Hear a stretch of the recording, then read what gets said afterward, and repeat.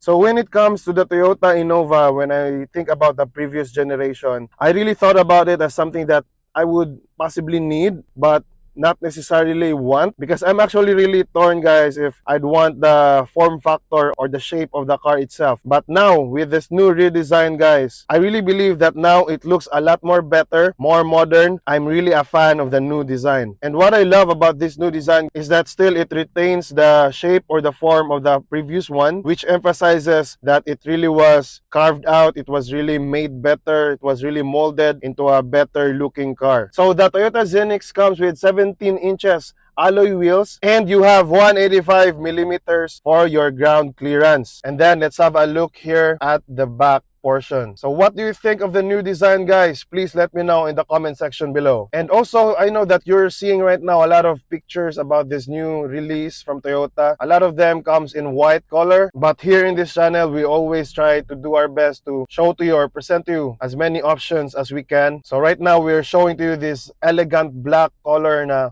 favorite ko in terms of mga kotse. I really love black. So this sits well with this car. Alam nyo naman, may binabagayan talaga lahat ng kulay yung mga sasakyan. But I believe this black version right here is really nice and very exquisite, guys. So now we're going in. Ito po ang kanyang interior look. Looks really good with the brown accents, especially here at the side, dark brown, silver handle sa kanyang door. Adjustment para sa side mirror, auto fold, locks ng windows, power windows, chrome bottle holders, and then ito po yung kanyang aircon, brown din accent. Then dito sa baba, adjustment po ng headlight, and then para sa kanyang tailgate. Quick look at their seats.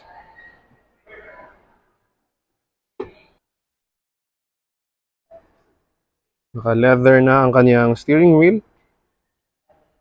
And then let's take a look on the inside. So far, it feels good. So this is the look of the steering wheel. Yan, yung directions. Confirm, back for your calls, voice command, volume rockers. The right side here, yan, you can have the modes and the cruise control. And then for your digital cluster, yan, naka-digital na po siya. And then analog yung kanyang mga pins or yung kanyang pointers. Yan. So classic lang na Toyota look here. Ito yung kanyang napaka-importante nito para sa ating mga misis. Yan, may ilaw na rin. Okay. Tignan natin dito sa kabila. Okay, ayan, may ilaw na rin. Yan, matutuwa na si misis niyan. Alright. Yan, may grab handles. Dito sa kabila, wala. Okay. And then, these are your lights. Dito sa loob. Tignan natin kung halogen ba or LED o halogen. Okay. Halogen. Halogen. Okay. And halogen. Alright. Take note of that. Ang kanyang infotainment display. Meron po siyang mga buttons dito. Ito yung kanyang aircon. Dito sa gitna. Hazard. And then your controls for your air conditioning. Yan. You have more access. You have more controls. Front, rear, circulation. Yan. Okay. And then here, sa gitna ng iyong lever, you have this piano black. Okay, with your gearbox. And then you have your auto hold. Ito po yung ano nyo, handbrake, electronic handbrake. What I like is that you can push this. Ayun, medyo ano nga siya, bulky, maangas, malaki. It's parang ano, boss. You feel like a boss. And then may manual mode din siya, plus and minus. Now, let's go to the second row. Okay? Still the same brown material. In terms sa make is ito, matigas. But dito is soft material. And then chrome. Still, two bottle holder, speaker. Gaya nung sa harap. Step board. Now, let's go to your captain seats. It's really nice. Ito yung favorite part natin sa mga Innova. Yan. Okay? Let's sit down.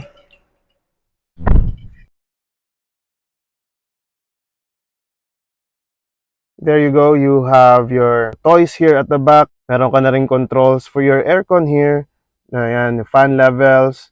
And then, you have two USB-C ports para sa mga charging needs. Okay? And then, yung material dito is fabric din. Then right here at the center, of course, with your armrest, and then two cup holders para sa mahilig mag-Starbucks. And then, ito, you have your tray right here for whatever you need to put. So, ganito po yung itsura natin pagka relax lang with the captain chairs, captain seats. So far, so good. And then, you have your access here for your third row. Third row people. Usually, yung mga third row seats are for kids usually, right? But I think with this amount of space, even adults can be very comfortable at this part at the third row. Okay? So, at the third row, ito po yung seats niya. Okay? Ganda naman. Yan, spacious. Okay? Ganda. Right? Yan, may lalagyanan ka for your things if you're in the third row. Yan. So, spacious talaga. From the second row to the third row, it's really spacious. So the Toyota Zinix comes at a price point of 1,670,000. I suggest you go to your nearest dealership to inquire of the latest promos, discounts, and prices. And with all the good features that we've talked about today, I believe that this car is a great upgrade. This will make a very great family car. And for me, this car is worth it. Thank you so much for joining me today. This has been Ronnie with Project Gentleman, reminding you to seek God first, and all these things will be added to you. Thank you so much for watching, and see you in the next video right here. I can't wait to see you in the next video. Ciao!